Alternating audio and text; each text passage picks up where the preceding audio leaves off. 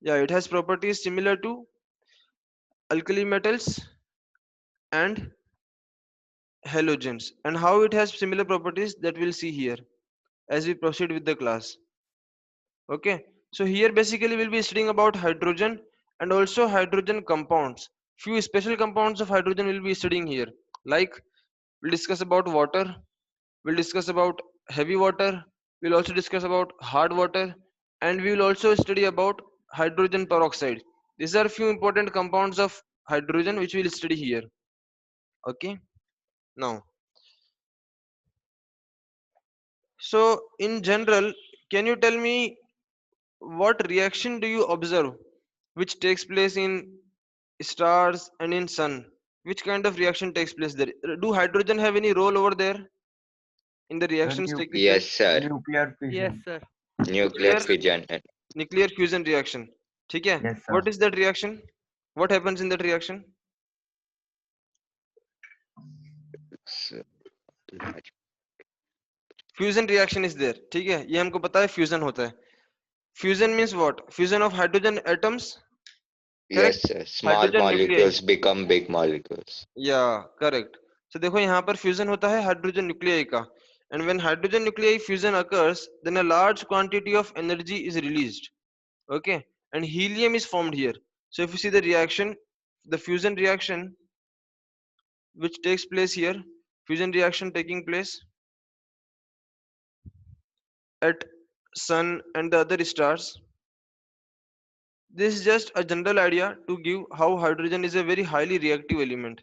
Okay, so if you see here, the four atoms of hydrogen react with each other to form a helium nuclei, 2He4. Yes, Prajwal.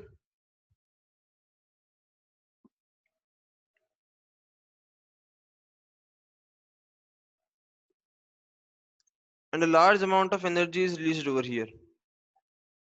This reaction called as a fusion reaction. Okay, चलो अब हम बात करते हैं position of hydrogen, which some of you already said here that hydrogen can either be placed in group 1 or group 17. It is not having a proper place in the periodic table, but still if we see that which all groups hydrogen can have similar properties with, so let's talk about that here. So position of hydrogen in the periodic table is not as such fixed, but it is the first element. How many protons, electrons, and neutrons hydrogen have? One. One.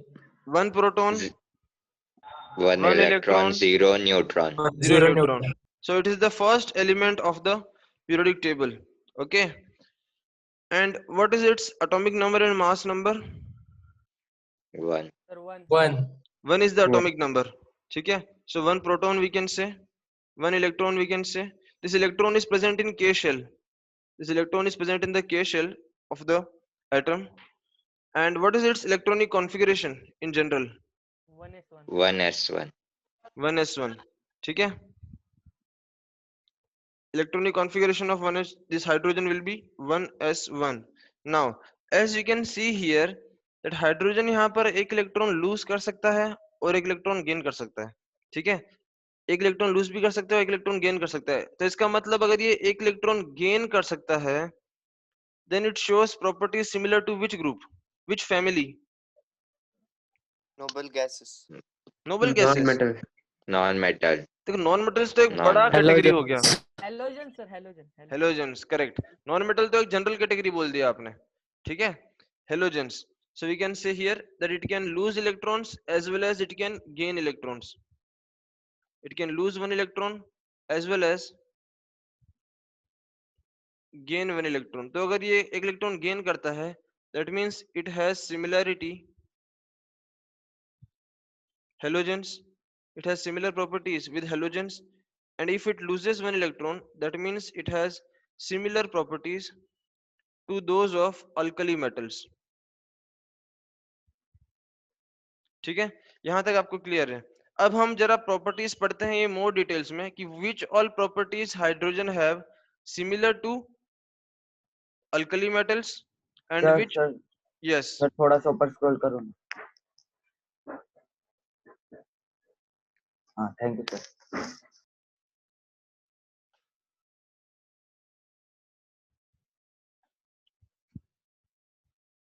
ठीक है, तो अब हम यहाँ पर particularly discuss करते हैं कि कौन कौन सी प्रॉपर्टीज हाइड्रोजन की हेलोजेंस के साथ सिमिलर है और कौन सी प्रॉपर्टीज अल्कली मेटल्स के साथ सिमिलर है। ठीक है, चलिए सबसे पहले हम यहाँ पर डिस्कस करते हैं properties similar to alkali metals.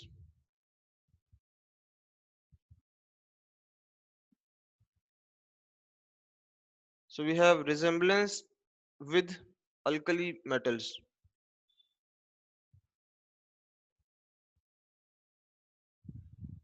ठीक है, देखिए तो अल्कली मेटल्स के पास कितने वैलेंस इलेक्ट्रॉन्स होते हैं? 1 one valence 1. Electron, and hydrogen also have one valence electron. ये अभी हम ऑलरेडी देख चुके हैं यहाँ पर। ठीक है, so it contains one valence electron, ये हमने यहाँ पर देखा। What other similar properties they have? They can lose one electron, correct?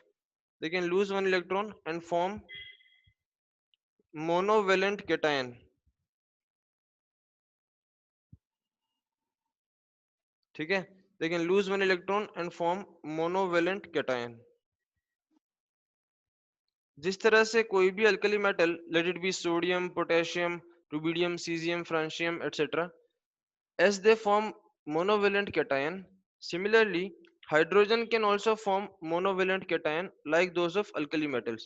तो अगर हाइड्रोजन एक इलेक्ट्रॉन लूज करता है तो ये क्या बनेगा? H+, it loses one electron. Similarly sodium shows similar property. ठीक है, hydrogen loses one electron and forms a monovalent cation. इसका मतलब हम बोलते हैं कि alkali metals are electropositive in nature. Sameer, any doubt? No, sir. जैसा कि हम बोलते हैं कि alkali metals are electropositive in nature because they easily lose one electron. Similarly halogen also has electropositive nature.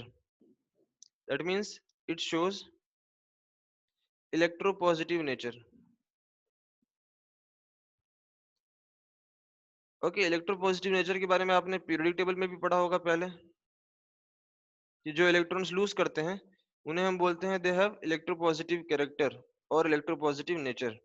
So it shows electropositive nature and also shows +1 oxidation state. ये +1 oxidation state भी यहाँ पर शो करता है. ठीक है, ये हुआ सेकंड सिमिलैरिटी. थर्ड सिमिलैरिटी की अगर हम बात करें यहाँ पर, तो थर्ड सिमिलैरिटी यहाँ पर क्या होती है, क्या हो सकती है? देखिए, similar to the electrolysis, similar to electrolysis of alkali metal salts. Alkali metal salts, देखो इलेक्ट्रोलिसिस क्या होता है? इलेक्ट्रोलिसिस, अच्छा कोई जानता है इलेक्ट्रोलिसिस क्या होता है? What is electrolysis? Anybody knows? देखो इलेक्ट्रोलिसिस यहाँ पर दो टर्म से मिलके बना है. This refers to electricity and lysis refers to breakdown.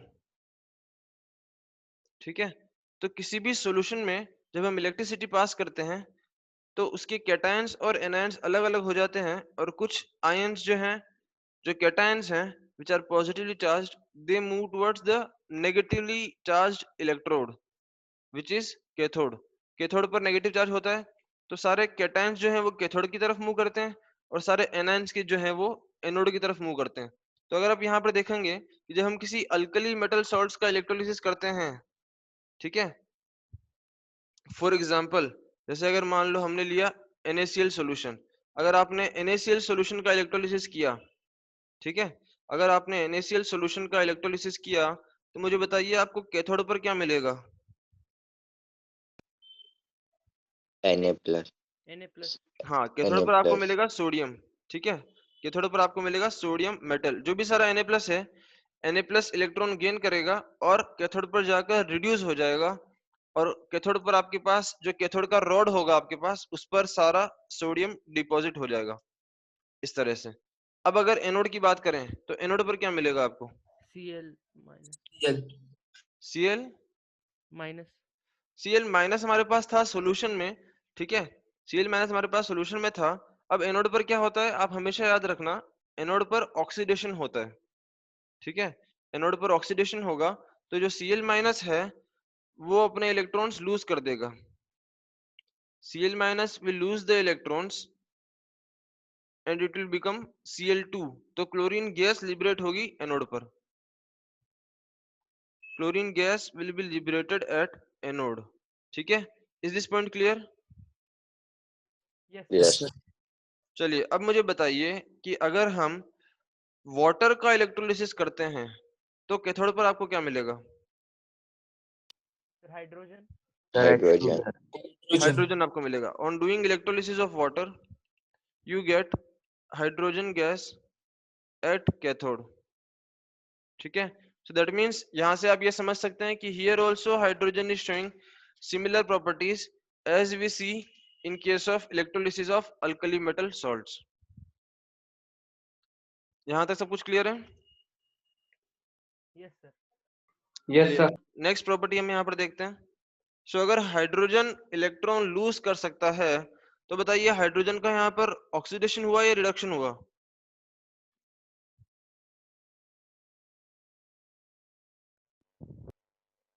oxidation Sir, oxidation. हाँ, हमने यहाँ पर क्या देखा, H2 गैस जो था, ठीक है, उसने इलेक्ट्रॉन्स लूज किए तो वो क्या बन गया 2H+। देखिए यहाँ पर इसका ऑक्सीडेशन नंबर है 0 और यहाँ पर इसका ऑक्सीडेशन नंबर कितना हो गया +1। ऑक्सीडेशन नंबर बड़ा है, इसका मतलब हाइड्रोजन का हुआ ऑक्सीडेशन।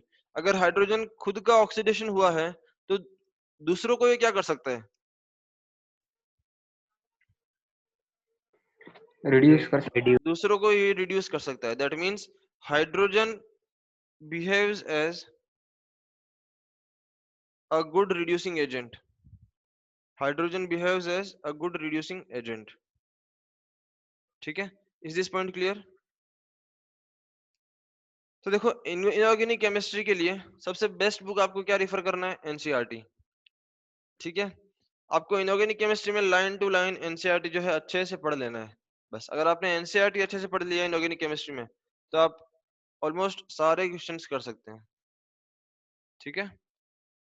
तो ये आपको याद रखना है कि hydrogen behaves as a good reducing agents. चलिए कुछ एक और प्रॉपर्टी हम यहाँ पर देख लेते हैं। सो देखो हाइड्रोजन हाइड्रोजन ऑलमोस्ट सारे एलिमेंट्स के साथ रिएक्ट करता है। पीरियोडिक टेबल में जितने भी सारे एलिमेंट्स हैं ये सबके साथ रिएक्ट करता है। मतलब ये सल्फाइड्स बनाता है, ये ऑक्साइड्स बनाता है और हेलाइड्स बनाता है। ऑलमोस्ट हर तरह के कंपाउंड्स बनाता है, हाइड्राइड्स बनाता है इनफैक्ट, ठीक है। So it forms oxides, it forms oxides, forms halides, hydrides, etc. ये सारी हो गई similarities with alkali metals. These are the similarities which it shows with alkali metals. Next हम बात करते हैं resemblance with halogens.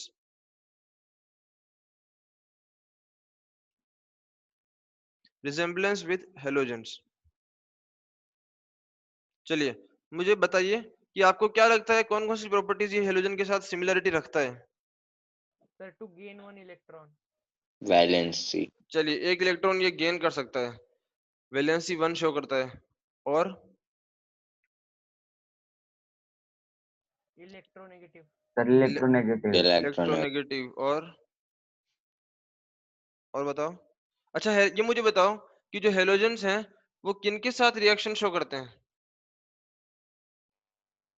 Alkali or Alkali metals, alkali earth metals. metals किस तरह के कंपाउंड्स बनाता है?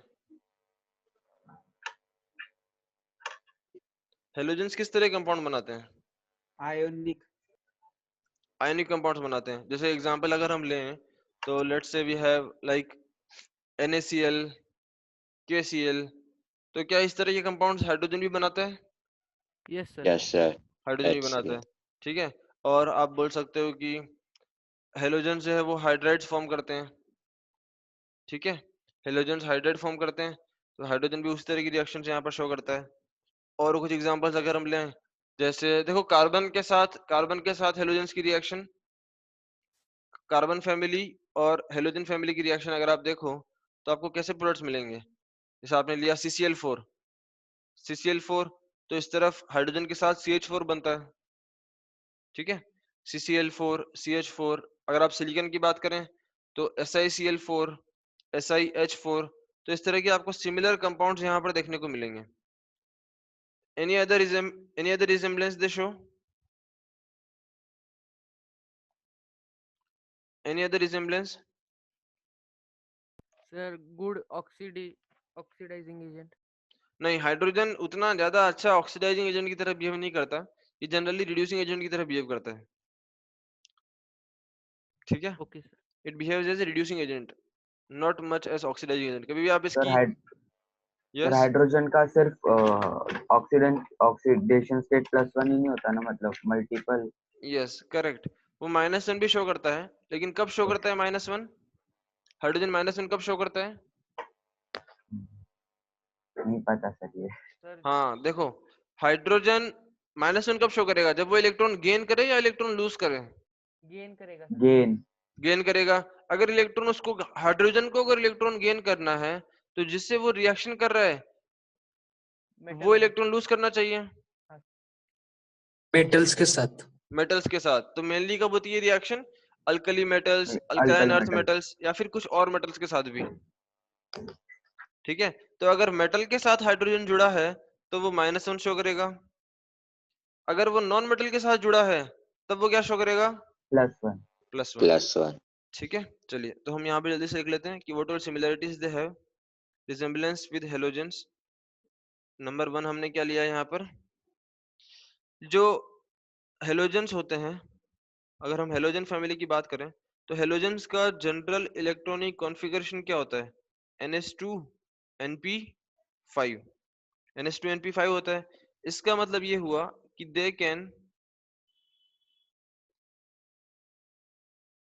can gain 1 इलेक्ट्रॉन, ठीक है, they can gain 1 electron to achieve nearest noble gas configuration, they can gain 1 electron to achieve the nearest noble gas electronic configuration, and similarly hydrogen also shows the same property, ठीक है। Next, similar to halogens,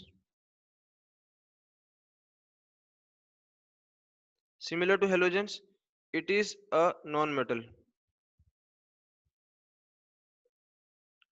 non-metal, hydrogen को हम non metal की तरह count करते हैं, ना कि मेटल की तरह, ठीक है।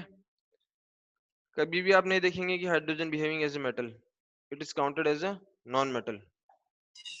सर स्क्रॉल करो।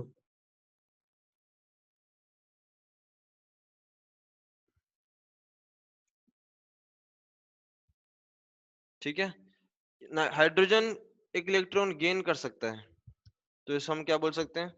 इट फॉर्म्स मोनोवेलेंट एनायंस,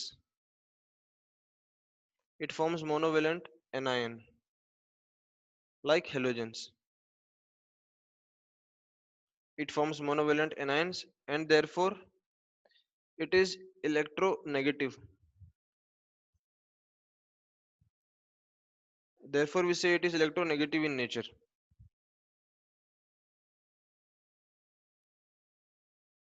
ठीक है, जिस तरह से हेलोजेंस जो हैं वो मेटल्स के साथ रिएक्शन शो करते हैं। सर यस बोलो। सर सेकंड पॉइंट में सिमिलर टू हैलोजेंस के बाद क्या लिखा है? Similar to halogens it is a non metal. जिस तरह से हेलोजेंस नॉन मेटल होते हैं उसी तरह से हाइड्रोजन भी नॉन मेटल की तरह बिहेव करता है, ठीक है। फोर्थ पॉइंट मैं आपको बता रहा था कि जिस तरह से हेलोजेंस जो हैं वो मेटल्स के साथ रिएक्शन शो करते हैं उसी तरह हाइड्रोजन भी सेम रिएक्शन शो करता है, it also reacts with metals.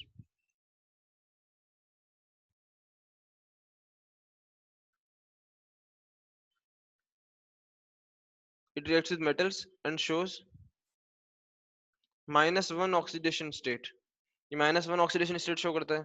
For example, कोई एग्जांपल बताएंगे इसका? जैसे आप जानते हैं कि क्लोरीन जो है वो सोडियम के साथ रिएक्ट करता है, NaCl बनाता है, उसी तरह से हाइड्रोजन के साथ क्या बनाएगा? NaH। ठीक है, और कोई एग्जांपल? जैसे आपने लिया CeBr2, तो सिमिलरली आपको यहाँ पर क्या मिलेगा? CaH2, इस तरह से। ठीक है, और कोई point? Sir, ionization enthalpy of hydrogen is close to fluorine. Yes, actually hydrogen जो है वो बहुत छोटा होता है, सबसे छोटा हाइड्रोजन है, करेक्ट। तो हाइड्रोजन की जो आयनाइजेशन एनर्जी होती है वो बहुत ज्यादा होती है। The ionisation of ionisation enthalpy, या फिर आप आयनाइजेशन एनर्जी भी बोल सकते हैं। तो ionisation enthalpy of hydrogen is close to fluorine and it is very high as compare to the other elements. ठीक है, ये भी आप बोल सकते हैं। Sir, can you repeat fourth point? Fourth point तो आपको लिखा है ना यहाँ पर, it reacts with metals and shows -1 oxidation state. Fifth point हम यहाँ पे लिख लेते हैं, that it has very high ionisation energy. It has very high ionisation energy, ठीक है, सिमिलर टू फ्लोरीन। तो हमने ये देखा कि ये मेटल्स के साथ रिएक्शन करता है और -1 ऑक्सीडेशन स्टेट शो करता है जो मेटल्स के साथ रिएक्शन करता है। कुछ और पॉइंट यहाँ पर देख लेते हैं। मेटल के साथ हमने रिएक्शन इसकी देख ली, ठीक है। चलिए एक और पॉइंट हम यहाँ पे लिखते हैं कि both halogens and hydrogen form similar compounds. Similar compounds किस तरह के?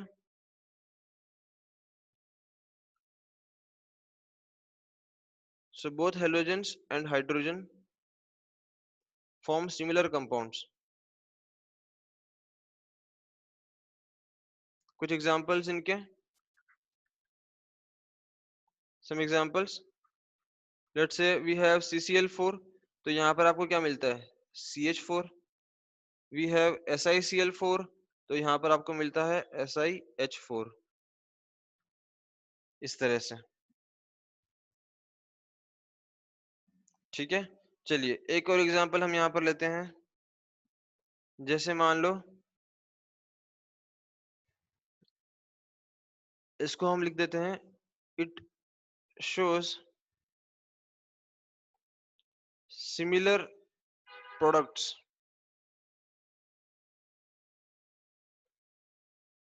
with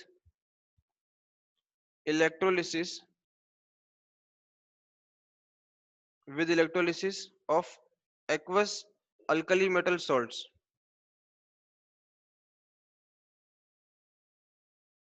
with aqueous alkali metal salts। देखिए समझना है इसको। अगर मान लो हमने aqueous NaCl का इलेक्ट्रोलिसिस किया, ठीक है, अगर मान लो मैंने aqueous NaCl का इलेक्ट्रोलिसिस किया, aqueous NaCl लिया हमने और इसका हमने किया इलेक्ट्रोलिसिस, तो मुझे बताइए कि आपको एनोड पर क्या मिलेगा? Cl. क्लोरीन। Cl. Cl मत बोलिए, आप क्या बोलेंगे? आप क्लोरीन गैस। Cl2. एनोड पर आपको मिलेगा क्लोरीन गैस, ठीक है।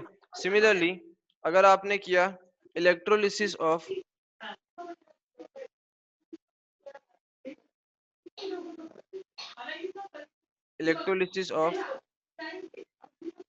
Fused calcium hydride, electrolysis of fused calcium hydride CaH2, इसका एक केमिकल नेम होता है, वो आप याद रख सकते हैं। This is also known as hydrolith, ठीक है, याद रखना है, this is also known as hydrolith. तो अगर आपने इलेक्ट्रोलिसिस किया CaH2 का, तो बताइए आपको एनोड पर क्या मिलेगा? What do we get on anode? Hydrogen gas. Hydrogen. Hydrogen. Correct. तो यहाँ पर भी आपको सिमिलैरिटी देखने को मिलती है।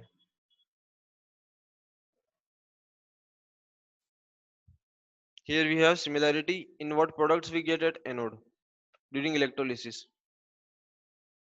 ठीक है, यहाँ तक सब कुछ क्लियर है? सर हाँ बोलो।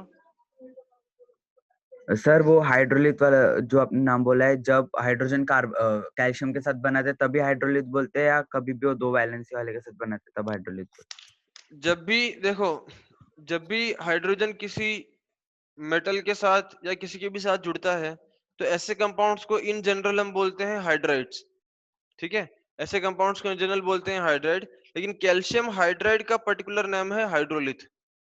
तो हाइड्रोलिथ किसका नाम है? सिर्फ कैल्शियम हाइड्राइड का। हैं। Okay sir. ठीक है, आगे चलें। Yes sir. Yes, sir. चलिए अब हम बात करते हैं आइसोटोप्स ऑफ हाइड्रोजन की।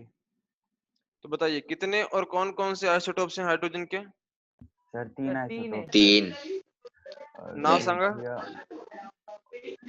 सर, D और डी, T, प्रोटीन, और ट्रिटियम। ड्यूटेरियम और वो protium, deuterium and tritium, tritium. ठीक है, प्रोटियम क्या होता है जो हम जनरली यूज करते हैं, जो कि मोस्ट अबंडेंट होता है, 1H1। ड्यूटेरियम क्या होता है? 1D2। ट्रिटियम क्या होता है? 1D3, नहीं 1T3, 1T3 या फिर आप 1H3 भी बोल सकते हो। ठीक है, आइसोटोप्स हैं ये सारे।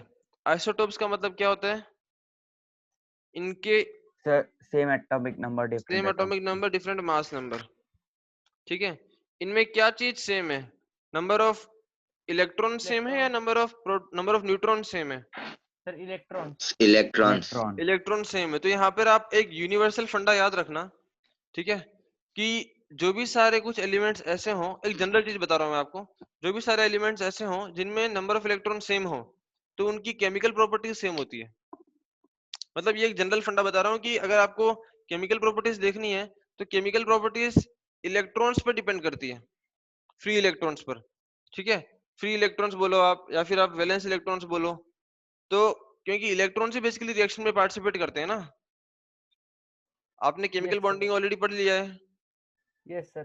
तो केमिकल बॉन्डिंग में भी हम क्या बोलते हैं कि जो भी बॉन्ड बनता है वो बॉन्ड किसकी वजह से बनता है? प्रोटॉन्स की वजह से या न्यूट्रॉन्स की वजह से? इलेक्ट्रॉन। सर इलेक्ट्रॉन्स, इलेक्ट्रॉन्स की वजह से बनता है, ना तो प्रोटॉन्स की वजह से ना न्यूट्रॉन्स की वजह से। ठीक है, तो केमिकल प्रॉपर्टीज जो होती हैं वो इलेक्ट्रॉन्स पे डिपेंड करती है, और फिजिकल प्रॉपर्टीज जो होती है वो आपकी न्यूट्रॉन्स पर डिपेंड करती है। ठीक है, तो बताइए मुझे कि ये जो आइसोटोप्स हैं इनकी केमिकल प्रॉपर्टीज सेम होगी या physical properties? Chemical property. Chemical, chemical. Chemical properties. तो ये पॉइंट आप यहाँ से याद रखेंगे, that due to having same number, same atomic number बोल सकते हैं, सेम एटॉमिक नंबर और number of electrons.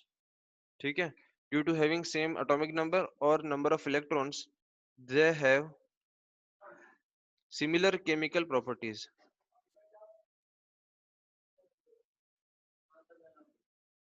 They have similar chemical properties. बताइए ये पॉइंट आप सबको क्लियर है? ठीक है, लेकिन Yes, sir. देखो इन सब का एटॉमिक मास अलग अलग है। बताओ सबसे भारी भरकम कौन है इनमें?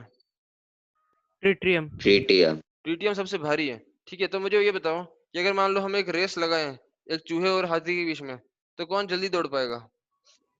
चूहा। हाँ। चूहा जल्दी दौड़ पाएगा। ठीक है, तो अगर मान लो हम 3 कंपाउंड्स ले लेते हैं और तीनों कंपाउंड्स में एक कंपाउंड के अंदर जो है वो प्रोटियम के साथ बॉन्ड्स बने हुए हैं, दूसरे कंपाउंड में ड्यूटेरियम के साथ बॉन्ड बने हुए हैं और तीसरे कंपाउंड में ट्रिटियम के साथ बॉन्ड बने हुए हैं। तो मुझे ये बताइए कि कौन से बॉन्ड्स जल्दी टूट पाएंगे? सर, प्रोटियम वाले। किसका बॉन्ड जल्दी टूटेगा, प्रोटियम या ट्रिटियम? Sir, protium. प्रोटियम वाले।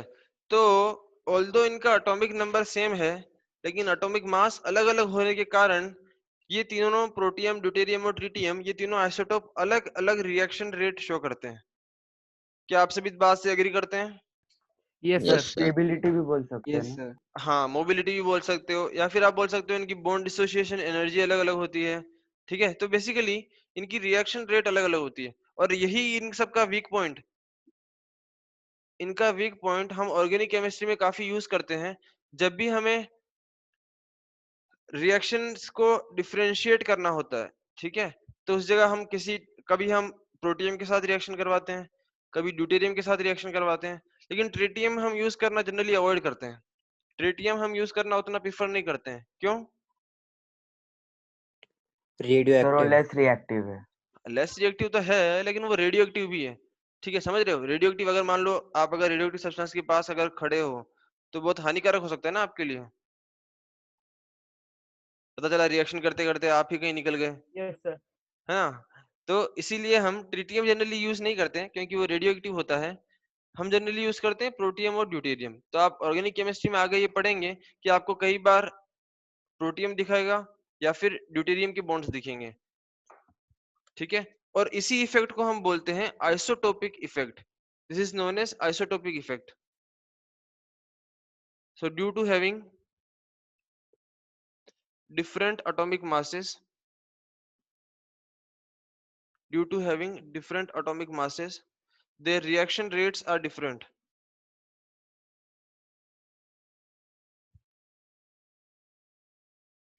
ये पॉइंट आप सबको समझ में आता है?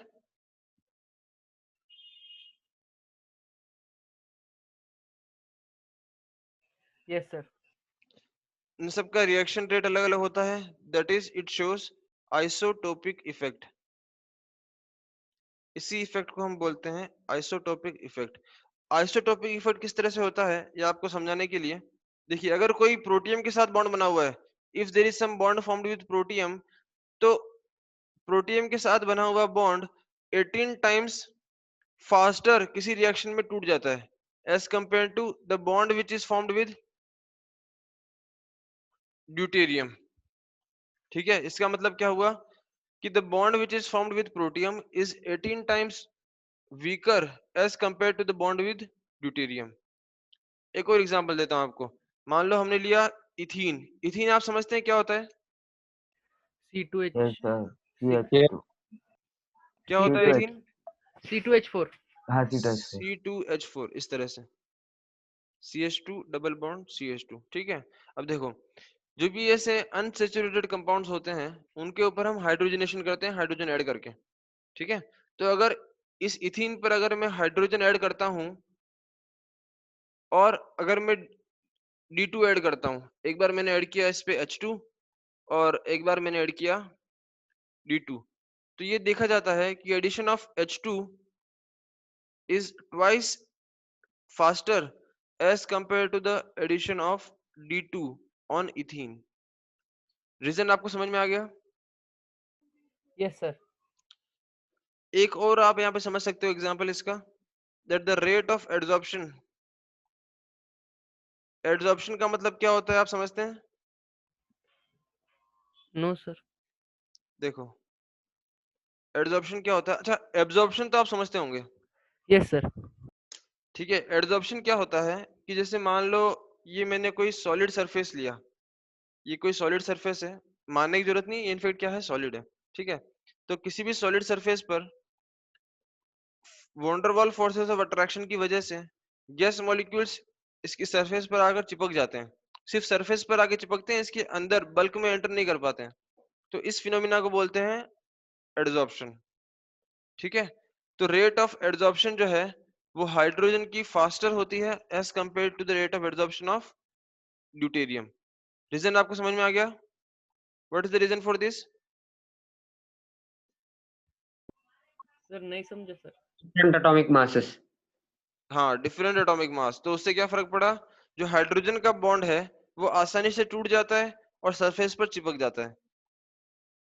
ठीक है, जबकि ड्यूटेरियम भारी भरकम होने के कारण उसकी मोबिलिटी कम होती है, रेट ऑफ रिएक्शन कम होती है, तो वो उतनी आसानी से नहीं चिपक पाता सरफेस पर। सर इनफैक्ट एडजॉर्प्शन का डेफिनेशन लिखा होना है।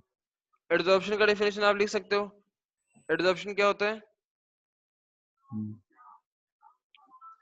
The phenomena where the gaseous molecules get attached only at the surface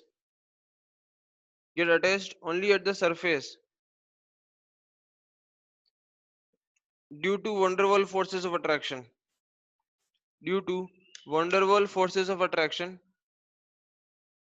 and not enter the bulk का मतलब क्या होता है अंदर, ठीक है, and not enter the bulk is known as adsorption।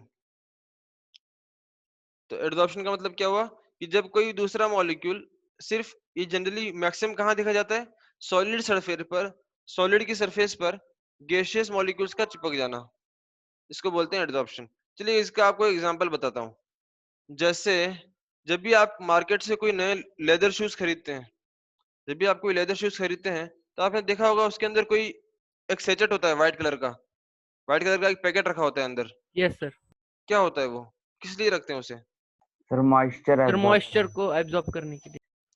वो होता क्या चीज है उस व्हाइट सेचेट के अंदर, क्या होता है? सिलिका।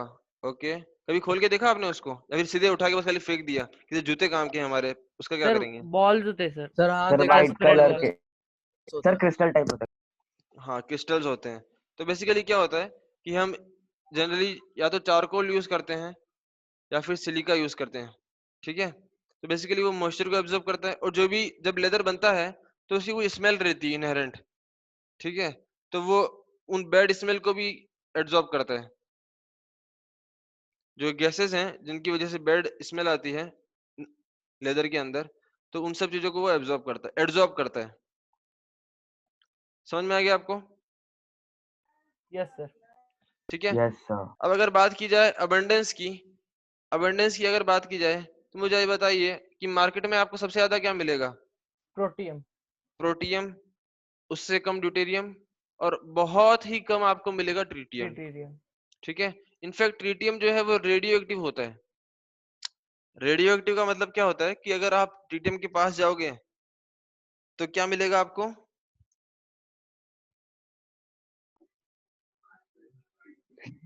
सर क्या मिलेगा? बीमारी। बीमारी मिलेगी कैंसर हो जाएगा। देखो बेसिकली होता क्या है कि ट्रिटियम अगर मैंने यहाँ पर लिया, जैसे मान लो मैंने लिया 1H3, ठीक है। सो ट्रिटियम जो होता है ये रेडियो एक्टिव होता है, तो इससे हम दूर ही रहते हैं, ठीक है। 1H3, अब होता क्या है यहाँ पर, 1H3 अगर मान लो इसके मैंने 2 एटम्स लिए, 1H3 reacts together to give 2He4। चलो मैं इसको एक ही लेता हूँ, आपको एक से दिखा देता हूँ। तो 1H3 converts into 2He3 and it loses this beta particle, इसको बोलते हैं बीटा पार्टिकल। तो ये बीटा पार्टिकल की रेज निकलती है, किसी भी रेडियो एक्टिव मटेरियल से कुछ अलग अलग तरह के पार्टिकल्स निकलते हैं, तो इस एक तरह के पार्टिकल को बोलते हैं बीटा पार्टिकल। तो ये बीटा एमिशंस या फिर बीटा डीके शो करता है, ठीक है। और ये बीटा रेस काफी हार्मफुल होती हैं हमारे बॉडी के लिए। तो इस तरह से ट्रिटियम जो है वो रेडियो एक्टिव होता है, और इनफैक्ट ऐसे रेडियो एक्टिव सब्सटेंसेस के लिए हम उनकी हाफ लाइफ बताते हैं। हाफ लाइफ क्या होता है? हाफ लाइफ क्या होता है? सर कितने टाइम में वो आधा हो जाता है उसका अमाउंट? हाँ, वेरी गुड। देखो हाफ लाइफ क्या होता है, मतलब ये बेसिकली वो टाइम है जिसके बाद वो रेडियो एक्टिव एलिमेंट आधा हो जाएगा, क्योंकि आप तो जानते हैं कि वो अगर रेडियो एक्टिव है तो वो कंटिन्यूअसली रेडिएशंस एमिट करता है और डीके होता जाता है। तो कुछ टाइम के बाद वो उसका अमाउंट आधा हो जाएगा, वो आधा बच जाएगा, मतलब आधा डीके हो गया आधा बच गया। तो जो ट्रिटियम होता है उसका हाफ लाइफ बहुत ही कम होता है, और उसका हाफ लाइफ होता है 12.26 ईयर्स, ठीक है। इतना कम हाफ लाइफ होता है इसका, ट्रिटियम का। तो ट्रिटियम जो है वो इस तरह से बीटा रेडिएशन एमिट करता है, और ये ट्रिटियम जो है बहुत कभी कभी हम यूज करते हैं रिएक्शंस के अंदर, ठीक है, क्योंकि ये थोड़ा चीप भी होता है और टॉक्सिक नहीं होता है। ये एक ऐसा रेडियोएक्टिव एलिमेंट है जो टॉक्सिक नहीं होता है, थोड़ा चीप होता है, तो इसको कभी कभी हम रिएक्शंस में यूज करते हैं, ठीक है।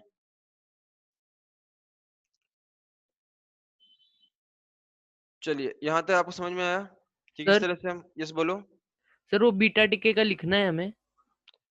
बीटा दिखा के जो मैंने आपको यहाँ लिखा है आप वही लिख सकते हैं कि जो ट्रीटियम है वो बीटा रेडिएशंस एमिट करता है, इट एमिट्स बीटा रेडिएशंस। ठीक है, यस सर। चलिए आपको अगर देखना है कि आप ट्रीटियम कैसे बना सकते हैं, ठीक है, तो ट्रीटियम जो है आप न्यूक्लियर रिएक्शंस के थ्रू बना सकते हैं। एक एग्जांपल लेते हैं,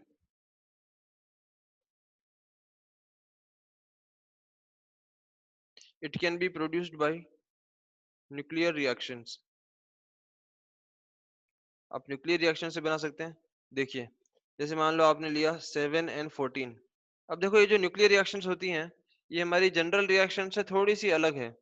ठीक है, अलग होने का मतलब क्या है कि न्यूक्लियर रिएक्शंस में कभी भी इलेक्ट्रॉन्स, प्रोटॉन्स या इनफैक्ट एटॉमिक नंबर और मास नंबर का कोई लॉस नहीं होता है। मतलब ये हुआ कि रिएक्टेंट साइड में एटॉमिक नंबर्स का सम प्रोडक्ट साइड में एटॉमिक नंबर के सम के हमेशा बराबर होगा। मतलब LHS में एटॉमिक नंबर्स का सम RHS में एटॉमिक नंबर्स के सम के बराबर होगा, और सिमिलर विद मास नंबर। तो एग्जांपल मैंने यहाँ पर लिया, जब 7N14 जब नाइट्रोजन के इस आइसोटोप पर हमने न्यूट्रॉन्स से रिएक्शन करवाई, ठीक है, तब क्या होगा 7N14 reacts with neutron to give 6C12 और यहाँ पर इसके साथ आपको मिलेगा 1H3। आप समझ पा रहे हैं? देखिए एटॉमिक नंबर्स का सम करेंगे अगर लेफ्ट हैंड साइड में तो क्या मिलेगा 7 + 0 7 और राइट हैंड साइड में 6 + 1 7। सेम विद RHS 14 + 1 15 और यहाँ पर 12 + 3 15। समझ में आया आपको? Yes sir. सर वहाँ पे स्मॉल एन क्या है? न्यूट्रॉन, स्मॉल n है neutron, capital sir. N nitrogen, small n neutron. ठीक है, एक एग्जांपल और लेता हूं मैं।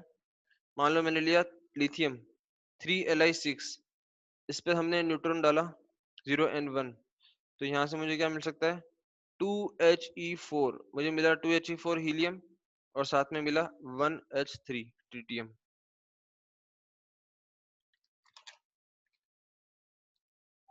बताइए यहाँ तक क्लियर है?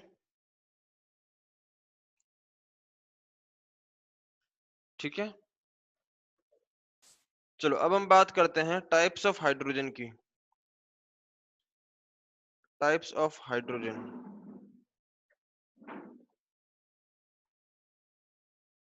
देखिए एक तो हमारे पास होता है जो आप सब जानते हैं, जो हम जनरली यूज करते हैं, जनरली जिसकी बात करते हैं, that is known as ordinary hydrogen. ठीक है, और हमारे पास कौन कौन से टाइप्स हैं ये तो हम जानते हैं ऑलरेडी, तो इसके बारे में हम ज्यादा यहाँ पर डिस्कस नहीं करेंगे। ये तो हुआ ऑर्डिनरी हाइड्रोजन। और क्या है हमारे पास, एक होता है हमारे पास nascent hydrogen. Nascent hydrogen, one more is known as active hydrogen.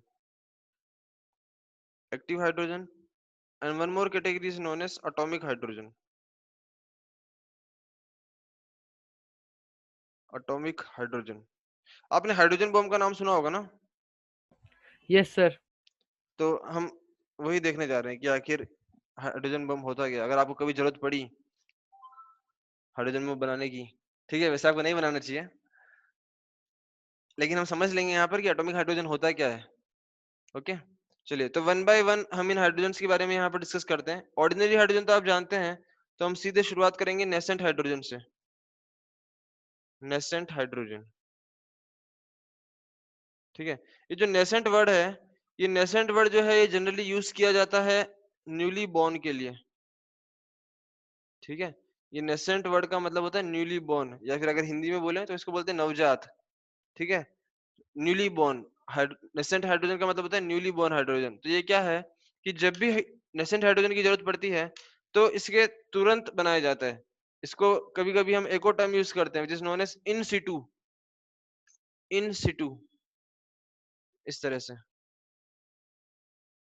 इन सिटू मतलब जहां पर जरूरत पड़ती है तुरंत हम वहीं पर बना लेते हैं, तो उसको बोलते हैं नेसेंट हाइड्रोजन। नेसेंट हाइड्रोजन होता क्या है, जैसे मान लो अगर आपने एक टेस्ट ट्यूब में कुछ जिंक के ग्रेन्यूल्स डाल दिए, अगर आपने किसी टेस्ट ट्यूब में जिंक के बहुत बारीक बारीक टुकड़े डाल दिए और आप ऊपर से उसके ऊपर सल्फ्यूरिक एसिड ऐड करते हैं, तो देखते हैं क्या होगा अगर हमने जिंक के ऊपर गलती से डाल दिया H2SO4 तो बताइए क्या होगा? Displacement reaction. हाँ, क्या मिलेगा मुझे? Plus H2 ZnSO4 plus H2. Plus plus H2 gas. ठीक है, तो इस हाइड्रोजन को जो अभी नया नया बना है इसको नाम दे दिया गया नेसेंट हाइड्रोजन। ठीक है, मतलब क्या हुआ कि किसी मेटल के साथ जब किसी एसिड या बेस की रिएक्शन की गई तो जो नया हाइड्रोजन बना उसको नाम दे दिया गया नेसेंट हाइड्रोजन। क्लियर है ये चीज? Yes, sir. ठीक है, इसको बोलते हैं हम नेसेंट हाइड्रोजन। खासियत क्या है इसकी?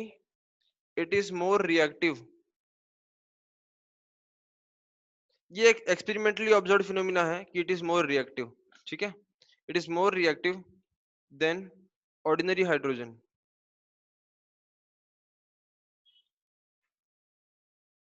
It is more reactive than ordinary hydrogen. ये हमको कैसे पता चला it is more reactive?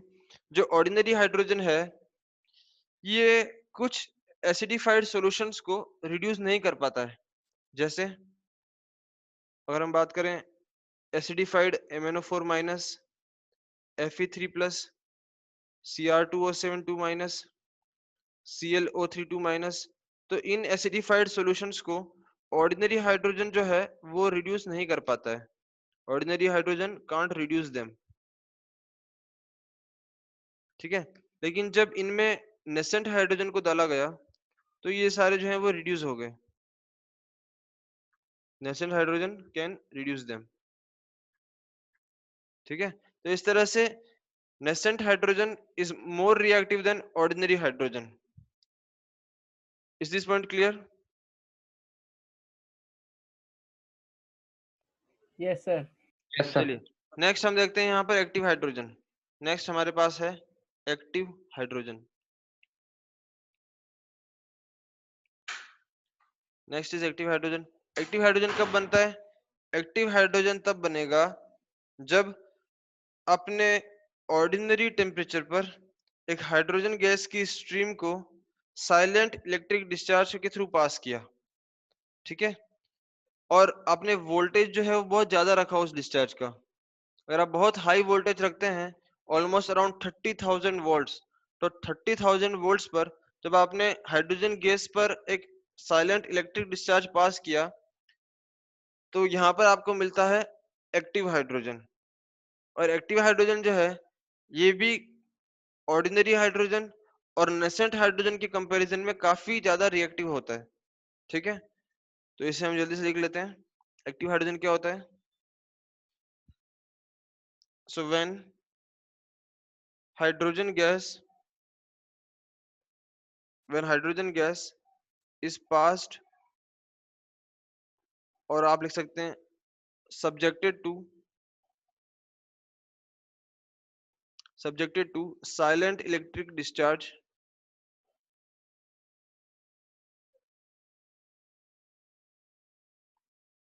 Sir silent word क्यों यूज किया इधर? Silent electric discharge. साइलेंट का मतलब क्या होता है? शांत। बस। बस। यस, सर मुझे वापस समझाइए ना एक्टिव हाइड्रोजन।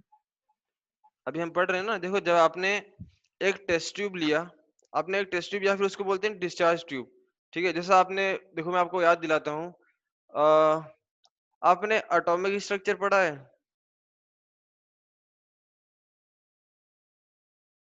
Yes sir. तो एटॉमिक स्ट्रक्चर में आपने पढ़ा होगा discovery of proton, discovery of electron. Yes sir. Yes sir.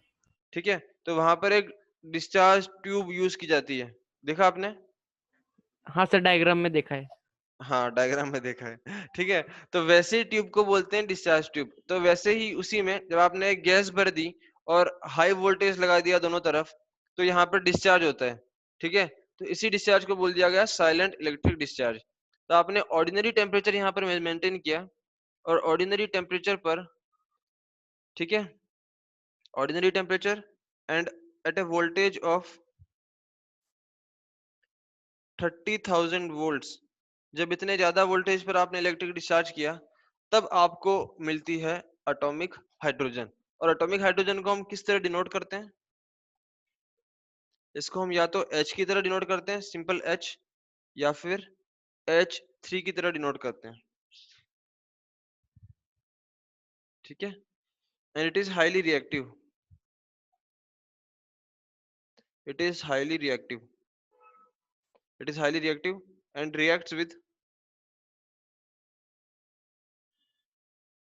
lead and sulfur directly, forming their hydrides.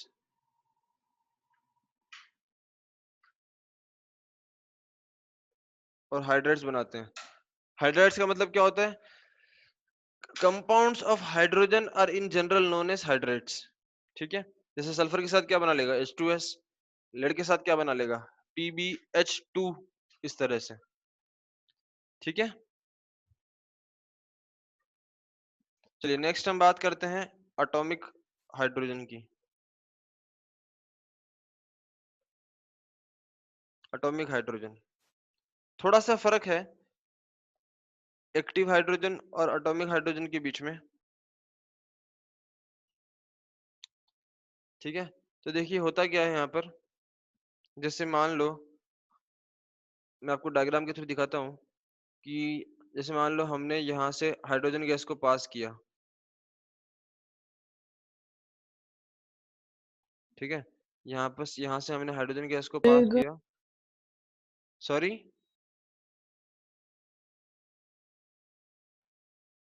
यहाँ से आपने हाइड्रोजन गैस को पास किया इस तरह से, और यहाँ पर आपने 2 टंगस्टन के रॉड्स लगा दिए।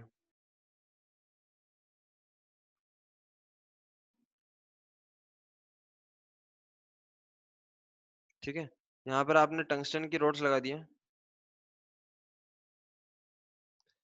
और इसको आपने बना दिया पॉजिटिव टर्मिनल और इसको आपने बना दिया नेगेटिव टर्मिनल। तो अब देखो, आपने पॉजिटिव और नेगेटिव टर्मिनल्स को थोड़ा आसपास रखा हुआ है, तो यहाँ पर एक इलेक्ट्रिक आर्क जनरेट हो जाता है। ठीक है, यहाँ पर एक इलेक्ट्रिक आर्क जनरेट होता है। तो उस इलेक्ट्रिक आर्क की वजह से यहाँ पर क्या होता है, जो हाइड्रोजन गैस यहाँ पर पास होती है उसके टुकड़े टुकड़े हो जाते हैं, और क्या मिलता है आपको? आपको मिलता है यहाँ पर एटॉमिक हाइड्रोजन H। ठीक है, तो काफी हाई टेम्परेचर पर ये रिएक्शन होती है। तो बहुत हाई टेम्परेचर पर जब आप एक पॉजिटिव रोड और एक नेगेटिव रोड को आसपास लाते हैं तो एक इलेक्ट्रिक आर्क प्रोड्यूस होता है, और उस इलेक्ट्रिक आर्क के हाई एनर्जी डिस्चार्ज से यहाँ पर हाइड्रोजन जो है वो एटॉमिक हाइड्रोजन में ब्रेकअप हो जाता है, और इसी को हम बोलते हैं एटॉमिक हाइड्रोजन। तो ये जो एटॉमिक हाइड्रोजन है ये हाईली अनस्टेबल होता है, और हाईली अनस्टेबल होने के कारण इसका हाफ लाइफ भी बहुत कम होता है। इनफैक्ट इसका हाफ लाइफ होता है जस्ट 0.3 सेकेंड्स। तो 0.3 सेकंड के अंदर ये किसी के भी साथ रिएक्शन कर लेता है।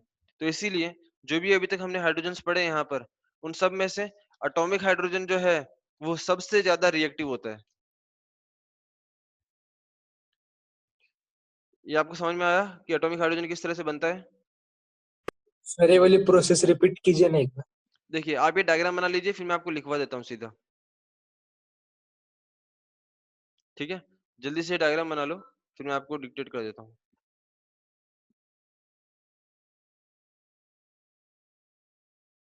बना लिया सर। ठीक है, तो आप लिखें, it can be produced by sir नहीं पासिंग। बनाए सर। सर थोड़ा रुक।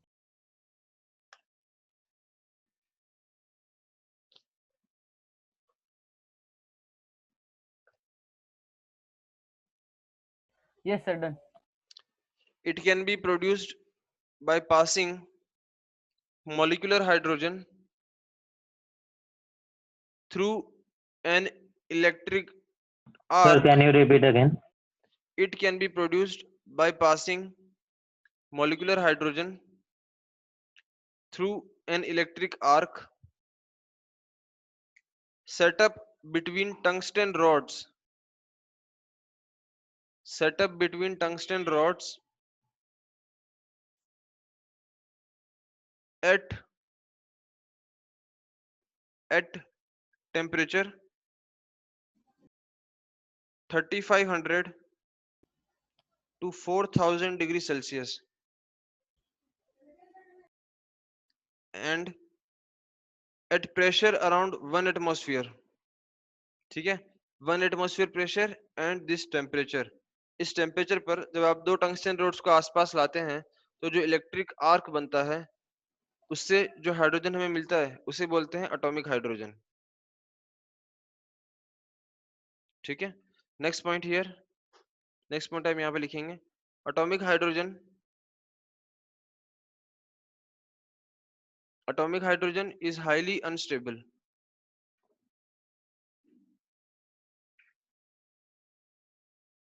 Atomic hydrogen is highly unstable और इसका जो हाफ लाइफ होता है, हाफ लाइफ को हम इस तरह से डिनोट करते हैं टी हाफ। इसका हाफ लाइफ जो होता है वो जस्ट होता है 0.3 सेकेंड्स। 0.3 सेकेंड्स मतलब क्या क्या हुआ, देखो किसी भी सब्सटेंस की स्टेबिलिटी जितनी कम होगी, जितना स्टेबिलिटी कम उतना रिएक्टिविटी ज्यादा, समझ रहे हो। एटॉमिक हाइड्रोजन का स्टेबिलिटी बहुत कम होता है तो ये सिर्फ 0.3 सेकंड तक टिक पाता है और उसके बाद फिर से क्या बन जाता है, H2 बन जाता है और बहुत ज्यादा अमाउंट ऑफ एनर्जी यहाँ पर रिलीज करता है। तो atomic hydrogen is highly unstable, इसका हाफ लाइफ होता है 0.3 सेकंड्स और इमीडिएटली जो ये है कंबाइन हो जाता है to form H2 and liberates a large quantity of heat. ठीक है, second point about this, it combines with several metals and non-metals.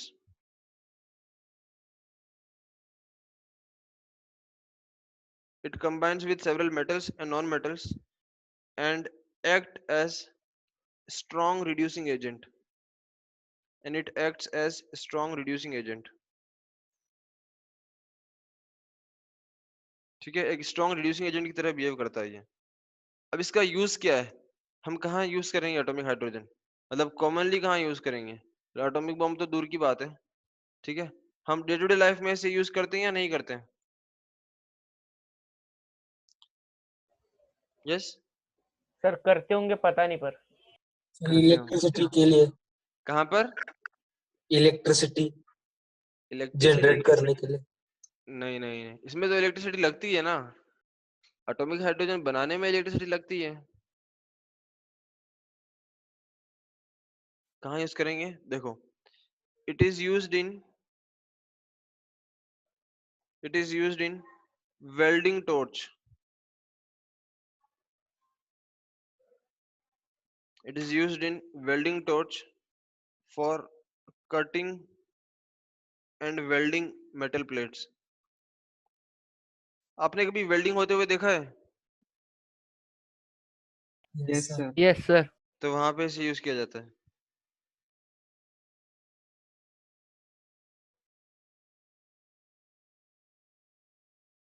ठीक है, ये इसका एक काफी इंपॉर्टेंट यूज होता है जो आपको पता होना चाहिए। कटिंग और वेल्डिंग के लिए इसका यूज होता है। ठीक है, अब एक और इंपॉर्टेंट चीज जो आपको याद रखनी है, इनकी रिएक्टिविटी। रिएक्टिविटी सबसे ज्यादा रिएक्टिव होता है atomic hydrogen. Atomic hydrogen is more reactive, and then we have active hydrogen, and then we have nascent hydrogen, and then we have ordinary hydrogen.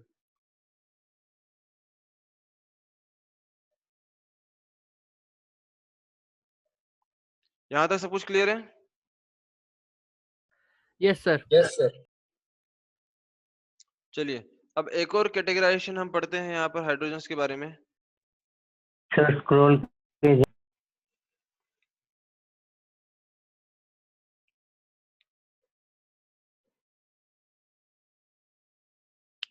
Done? Yes देखो नेक्स्ट हम यहाँ पे पढ़ते हैं। सर हाँ बोलो। सर एटॉमिक हाइड्रोजन को denote कैसे करते हैं? एटॉमिक हाइड्रोजन को H से डिनोट किया जाता है, H। Okay sir. Atomic hydrogen, active hydrogen दोनों को डिनोट सेम तरीके से किया जाता है, लेकिन इनका प्रिपरेशन का तरीका अलग अलग था, इसीलिए इनका नाम अलग अलग पड़ गया। ठीक है, यस सर। नेक्स्ट टॉपिक हम लेते हैं यहाँ पर ortho and para hydrogen.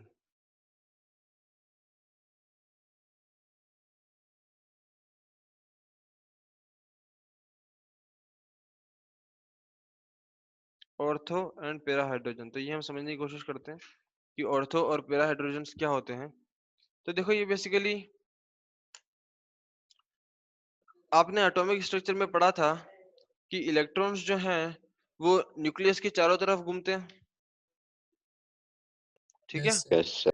Nucleus के चारों तरफ घूमते हैं और अपने ही एक्सिस पर भी रोटेट करते हैं, Yes. ठीक है। तो just like electrons, the protons and neutrons also spin about their own axis, ठीक है। तो जो न्यूट्रॉन्स और प्रोटॉन्स हैं वो भी अपने एक्सिस की तरफ चारों ओर घूमते हैं। तो इसी स्पिन की वजह से यहाँ पर अब देखो हाइड्रोजन में क्या होता है कि हाइड्रोजन के पास क्या है, बेसिकली एक हाइड्रोजन एटम और दूसरा हाइड्रोजन एटम। जब भी आप हाइड्रोजन की बात कर रहे हैं इन जनरल जब हम हाइड्रोजन की बात करते हैं तो we are always referring to H2। तो in case of H2 we have two nuclei of hydrogen atoms, एक हाइड्रोजन का न्यूक्लियस और दूसरा हाइड्रोजन का न्यूक्लियस। अब यहाँ पर होता क्या है कि इन दोनों न्यूक्लियस में न्यूट्रॉन्स और प्रोटॉन्स की स्पिन की वजह से एक न्यूक्लियर स्पिन हमें देखने को मिलती है। दोनों हाइड्रोजन के न्यूक्लियाई में हमें एक स्पिन देखने को मिलती है, और अगर ये स्पिन सेम डायरेक्शन में होती है, जैसे मान लो अगर हम यहाँ पर देखें, ये मान लो एक हाइड्रोजन लिया मैंने, एक हाइड्रोजन का न्यूक्लियस, एक हाइड्रोजन एटम आप समझ लो, और ये दूसरा हाइड्रोजन एटम, ठीक है। ये इसका न्यूक्लियस है, ये इसका न्यूक्लियस है। अगर मान लो इसकी न्यूक्लियर स्पिन इस डायरेक्शन में है और इसकी न्यूक्लियर स्पिन भी इसी डायरेक्शन में है, जब दोनों की स्पिन सेम डायरेक्शन में है तो इसको हम बोलते हैं ऑर्थो हाइड्रोजन। जब न्यूक्लियर स्पिन सेम डायरेक्शन में होती है, या फिर आप ऐसे बोल दो parallel nuclear spin, parallel nuclear spin, अगर दोनों की स्पिन सेम डायरेक्शन में है तो इसको बोलते हैं ऑर्थो हाइड्रोजन। अगर ऐसा केस है जब ये जो दो हाइड्रोजन एटम्स हैं इनके जो न्यूक्लियस हैं इनकी स्पिन अपोजिट डायरेक्शन में हो, एक ऐसे और दूसरा ऐसे, अगर अपोजिट डायरेक्शन में स्पिन है तो इसको बोलते हैं पैरा हाइड्रोजन। आप समझ पा रहे हैं ऑर्थो हाइड्रोजन किसे बोलते हैं, पैरा हाइड्रोजन किसे बोलते हैं। Yes sir. तो ये दो जो हैं ये बेसिकली हाइड्रोजन के दो न्यूक्लियर स्पिन आइसोमर्स भी कहलाते हैं। They are also known as nuclear spin isomers, कि जहां पर मॉलिक्यूलर फॉर्मूला तो सेम है दोनों का मॉलिक्यूलर फॉर्मूला सेम है, सिर्फ न्यूक्लियर स्पिन अलग अलग है, तो इनको न्यूक्लियर स्पिन आइसोमर्स भी कहा जाता है, ठीक है। जहां न्यूक्लियर स्पिन सेम होती है उसको बोलते हैं ऑर्थो हाइड्रोजन, जहां न्यूक्लियर स्पिन अलग अलग डायरेक्शन में है उसको बोलते हैं पैरा हाइड्रोजन। चलिए एक और चीज आप मुझे बताइए, यहाँ पर आपको क्या लगता है कि किस हाइड्रोजन का इंटरनल एनर्जी ज्यादा होगा, या फिर कौन सा ज्यादा स्टेबल होगा। Sir para. Sir para. बिल्कुल सही बात, para hydrogen will be more stable, ठीक है। Para hydrogen will be more stable. तो मोर स्टेबल का मतलब क्या है कि इसके अंदर इंटरनल एनर्जी कम होती है, क्योंकि ये दोनों स्पिन्स एक दूसरे को कैंसिल कर देगी, तो नेट स्पिन किसकी क्या हो जाएगी, zero. Resultant nuclear spin in case of para hydrogen is equal to zero. तो उसकी वजह से इसका इंटरनल एनर्जी कम होता है, तो आप ये लिख सकते हैं कि पैरा हाइड्रोजन का इंटरनल एनर्जी कम होता है, it has less internal energy. On the other hand, the ortho hydrogen has more internal energy.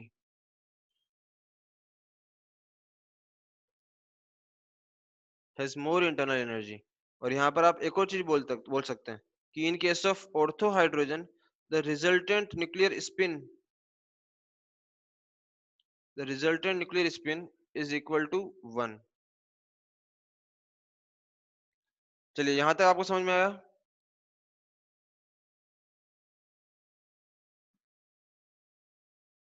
यहाँ Yes, तक क्लियर है। कि ऑर्थो हाइड्रोजन और पैरा हाइड्रोजन में डिफरेंस क्या है। इनमें डिफरेंस न्यूक्लियर स्पिन का है।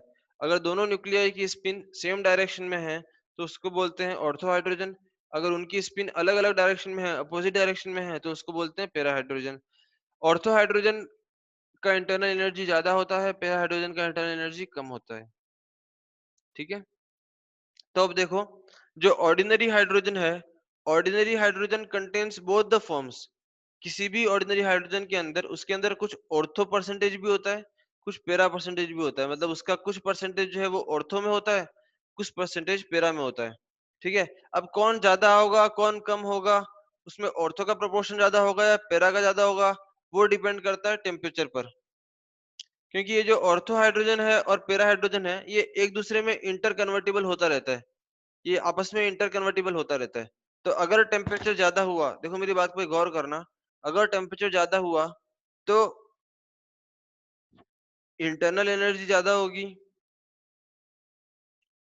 अगर इंटरनल एनर्जी ज्यादा होगी तो बताइए कौन सा फॉर्म, किसका प्रोपोर्शन ज्यादा होगा हाई टेम्परेचर ऑर्थो पर? हाइड्रोजन। ऑर्थो हाइड्रोजन का ऑर्थो प्रोपोर्शन ज्यादा होगा। ठीक है, तो ये एक इंपॉर्टेंट पॉइंट आपको यहाँ पर नोट करना है, तो इसको नोट कर लीजिए यहाँ पर, that ortho and para hydrogens are interconvertible. Ortho and para hydrogen are interconvertible. ठीक है, इंपॉर्टेंट पॉइंट क्या लिखना है आपको, at high temperature, at high temperature the para form converts into, the para form converts into ortho form. ठीक है, और maximum maximum आपको ऑर्थो का परसेंटेज कितना मिल सकता है, 75%। मैक्सिमम आपको ये देखने को मिलेगा, मैक्सिमम ऑर्थो कितना हो सकता है, 75%। ठीक है, तो अगर इसको मैं डिनोट करूं सिंबल से, तो मैं यहाँ पे लिख सकता हूँ कि मान लो ये मेरे पास है पैरा हाइड्रोजन और ये मेरे पास है ऑर्थो हाइड्रोजन, इस तरह से। तो ये आपस में इंटर कन्वर्टिबल होते रहते हैं, पैरा ऑर्थो में कन्वर्ट होता है, ऑर्थो पैरा में कन्वर्ट होता है। अगर हाई टेम्परेचर लिया तो हाई टेम्परेचर पर क्या होगा, ऑर्थो की क्वांटिटी बढ़ती जाएगी। मतलब अगर मैंने टेम्परेचर को बढ़ाया तो पैरा जो है वो ऑर्थो में कन्वर्ट होगा, अगर मैंने टेम्परेचर कम किया तो ऑर्थो कन्वर्ट होगा पैरा में।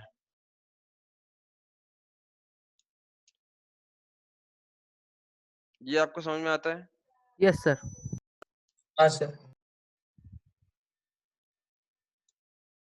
ठीक है, देखो अगर मैंने यहाँ पर लिया एट हाई टेम्परेचर, तो एट हाई टेम्परेचर आपका पैरा कितना हो जाएगा, 25%। ऑर्थो कितना हो जाएगा मैक्सिमम, 75%। 75%। अगर मैंने लिया absolute zero temperature, absolute zero temperature का मतलब क्या हुआ, 0 केल्विन, 0 केल्विन। तो 0 यस सर, केल्विन पर क्या होगा, ऑर्थो ज्यादा होगा या पैरा ज्यादा होगा? दोनों सेम होंगे। नहीं नहीं, अगर बहुत ही मतलब मिनिमम टेम्परेचर ले लिया मैंने जितना पॉसिबल है, अच्छा, 0 फिर केल्विन से आप पैरा नीचे नहीं ज्यादा जा पैरा होगा। सकते हैं। पैरा पैरा ज्यादा। हाँ, आप 0 केल्विन से तो और नीचे नहीं जा सकते। ठीक है, तो 0 केल्विन पर पैरा क्या हो जाएगा आपका, 100%। पैरा होगा आपका 100%, ऑर्थो होगा आपका 0%। यहाँ तक क्लियर है? सर फिर हाई टेम्परेचर पे तो ऑर्थो भी 100% होना चाहिए था ना? नहीं नहीं नहीं, देखा यही जाता है कि ऑर्थो फॉर्म मैक्सिमम 75% रहता है। ऑर्थो फॉर्म मैक्सिमम कितना हो सकता है, 75%।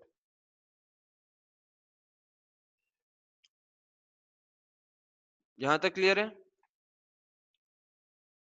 Yes sir.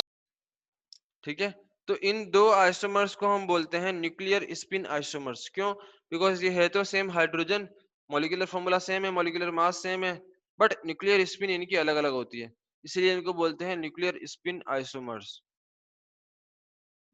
ठीक है, चलिए यहाँ तक हमने हाइड्रोजन के बारे में पढ़ा। अब हम चलते हैं प्रिपरेशन मेथड्स ऑफ हाइड्रोजन के बारे में पढ़ते हैं। So now we will discuss about preparation methods. Sir yes बोलो। सर अभी आपने बोला ना ये न्यूक्लियर स्पिन आइसोमर्स है, तो फिर इसमें हम बोल सकते हैं कि ऑर्थो और पैरा के फिजिकल प्रॉपर्टीज अलग होंगे।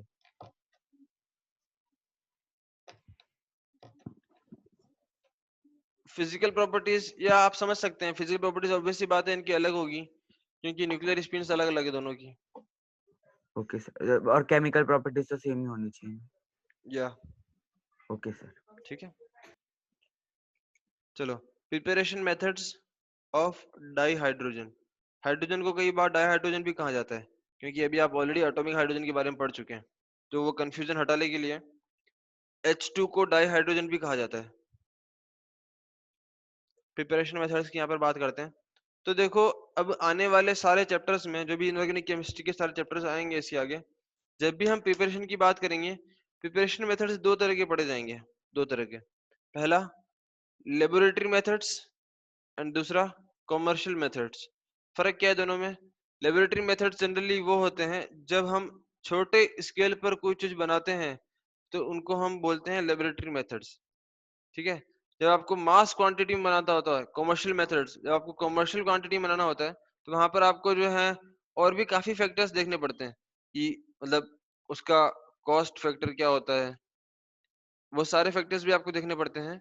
तो हम पढ़ेंगे लेबोरेटरी मेथड्स और कॉमर्शियल मेथड्स। तो सबसे पहले हम यहाँ पर देखते हैं laboratory methods.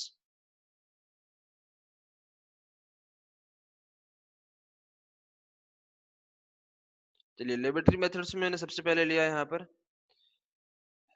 Action of water और steam on metals. Action of water और स्टीम ऑन मेटल्स, कि अगर आप मेटल्स की रिएक्शन करवाएं वाटर या स्टीम के साथ, तो यहाँ पर क्या होगा। ठीक है, तो कुछ मेटल्स ऐसे होते हैं जो ठंडे पानी से रिएक्शन कर जाते हैं। ठीक है, और कुछ मेटल्स इतने नालायक होते हैं कि जो सिर्फ स्टीम के साथ रिएक्शन करते हैं। ठीक है, ऐसे कौन कौन से मेटल्स हैं वो हम यहाँ पर देख लेते हैं। तो सबसे पहले अल्कली मेटल्स, मैं शॉर्ट में लिख देता हूँ, चलेगा? Alkali metals, alkali metals and alkaline earth metals. Alkali metals कौन से होते हैं बोलो? फर्स्ट ग्रुप वाले, Sodium, potassium. First group group 1। First group, और alkaline earth metals second group. Second group. ठीक है, तो alkali metals and alkaline earth metals react with cold water to liberate hydrogen gas. ये इतने ज्यादा रिएक्टिव होते हैं कि कुछ भी दे दो इनको, ठंडे पानी के साथ भी रिएक्शन कर लेते हैं।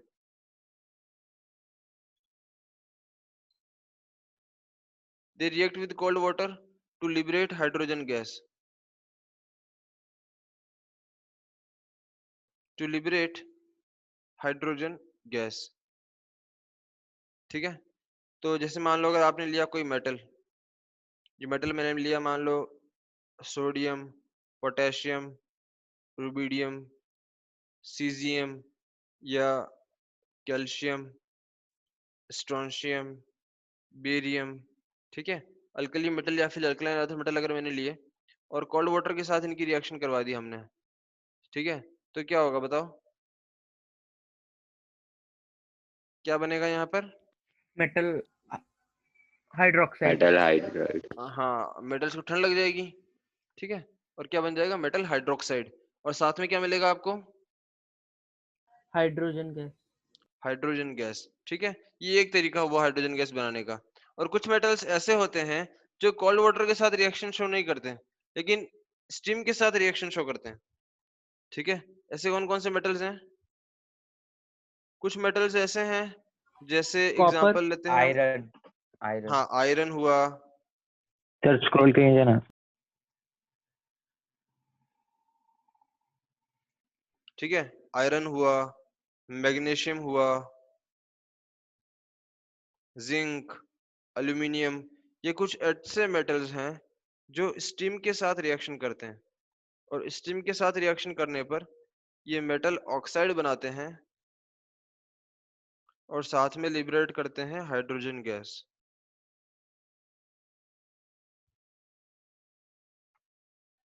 बताओ यहाँ से आपको समझ में आता है? Yes sir. ठीक है, ये एक तरीका हुआ कि वाटर के साथ या फिर स्टीम के साथ मेटल्स की रिएक्शन करने पर आपको हाइड्रोजन गैस मिलता है। ठीक है, दूसरा तरीका हम यहाँ पर देखते हैं। और क्या तरीका हो सकता है हमारे पास? कुछ तरीके, आप कुछ रिएक्शंस आपने लैब में भी कभी पढ़ी होगी। जैसे एक तो मैं आपको ऑलरेडी बता चुका हूँ कि अगर आपने किसी मेटल के साथ कोई डाइल्यूट एसिड डाल दिया, डाइल्यूट HCl या फिर डाइल्यूट H2SO4, तब भी वहां पे क्या बनेगा? क्या बनेगा वहां पर? हाइड्रोजन गैस बनेगा। सॉल्ट और हाइड्रोजन गैस। लेकिन आपको इसमें एक चीज नोट करनी होगी कि इलेक्ट्रोकेमिकल सीरीज के हिसाब से जो मेटल्स हाइड्रोजन के ऊपर लाई करते हैं, ठीक है, जो मेटल्स हाइड्रोजन के ऊपर लाई करते हैं, ऊपर लाई करने का मतलब क्या हुआ कि उनका ऑक्सीडेशन आसानी से हो जाता है। ठीक है, तो इलेक्ट्रोकेमिकल सीरीज में जो मेटल्स हाइड्रोजन के ऊपर लाई करते हैं, उन पर जब हम डाइल्यूट एसिड की रिएक्शन करते हैं तो वहां पर हमें हाइड्रोजन गैस मिलती है। लेकिन जो मेटल्स नीचे लाई करते हैं उनके साथ ऐसा नहीं होता है। ठीक है, तो सेकंड पॉइंट क्या है हमारा? Action of dilute acids on metals. Action of dilute acids on metals. तो यहां पर हम लिख लेंगे कि metals present above hydrogen. Sir आप रिएक्टिविटी सीरीज की बात कर रहे हो क्या? देखो, रिएक्टिविटी सीरीज और इलेक्ट्रोकेमिकल सीरीज में बस थोड़ा सा फर्क होता है। ठीक है, reactivity series is based on the reactivity of the individual element. Electrochemical series is based on their oxidation potential, या फिर आप बोल सकते हो उनका इलेक्ट्रोड पोटेंशियल। जो उनका इलेक्ट्रोड पोटेंशियल होता है उसकी बेसिस पे हम जब मेटल्स को, आयंस को अरेंज करते हैं तो उसको बोलते हैं इलेक्ट्रोकेमिकल सीरीज। बस थोड़ा सा फर्क होता है दोनों में। सिर्फ मेन फर्क जो आता है वो सोडियम और पोटेशियम की पोजीशन में आता है। ठीक है, सिर्फ सोडियम और पोटेशियम की पोजीशन में थोड़ा फर्क आता है दोनों में। तो आगे हम पढ़ेंगे, वैसे आगे जो चैप्टर्स आएंगे उनमें इलेक्ट्रोकेमिकल सीरीज की बात कर ली जाएगी। Okay sir. तो अभी के लिए फिर कभी मैं आगे आपको कुछ शॉर्ट ट्रिक भी बता दूंगा उसे याद रखने का। तो metals present above hydrogen in the electrochemical series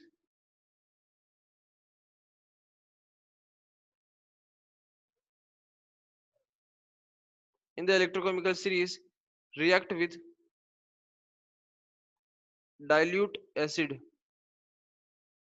dilute acid आप या तो HCl ले सकते हैं या फिर आप H2SO4 ले सकते हैं टू लिबरेट हाइड्रोजन गैस। ठीक है, रिएक्शन क्या होती है? मान लो हमने लिया जिंक। जिंक की जब आपने रिएक्शन करवाई एसिड के साथ तो एसिड से आपको मिला H+। तो क्या होगा? अब मैंने आपको बताया था हाइड्रोजन के ऊपर जो मेटल्स होते हैं उनका ऑक्सीडेशन आसानी से हो जाता है। ऑक्सीडेशन आसानी से होगा, इसका मतलब क्या हुआ? Zinc will get converted into Zn2+, और आपको क्या मिल जाएगा बदले में? Hydrogen gas. ये मेथड आपको समझ में आता है? Yes sir. सर आपने बस हाइड्रोजन लिया है क्या? कहाँ पर? सर नहीं, पूरा एसिड का नाम नहीं लिखा आपने। आप लिख सकते हैं, मैंने क्या लिखा है? H+। जो भी एसिड है उससे मुझे क्या मिलेगा? H+ मिलेगा ना। ये सर समझ गया सर। हाँ, तो metal plus H+ will give me salt of that metal and hydrogen gas. तो ये एक तरीका हुआ, और कुछ और भी तरीके हम नेक्स्ट क्लास में पढ़ेंगे, जैसे action of alkali on metal. कोई स्ट्रॉन्ग बेस भी अगर आप मेटल के साथ रिएक्शन करते हैं तो वहां पर भी आपको हाइड्रोजन गैस मिलता है। ठीक है, और कुछ अगर हाइड्राइड्स हैं उन पर अगर आप हाइड्राइड्स पर अगर आप गलती से पानी डाल दें तो उसका हाइड्रोलिसिस हो जाएगा और तब भी आपको मिलेगा हाइड्रोजन गैस। ठीक है, चलिए यहाँ तक कोई डाउट्स किसी को? No sir. No sir. तो अभी तक जो हमने डिस्कस No, किया हाइड्रोजन sir. के बारे में वो आपको समझ में आया? Yes sir. Yes sir. Yes, sir. ठीक है, so we end here today's class and then we will continue tomorrow. Thank you sir. Thank you sir. Thank you.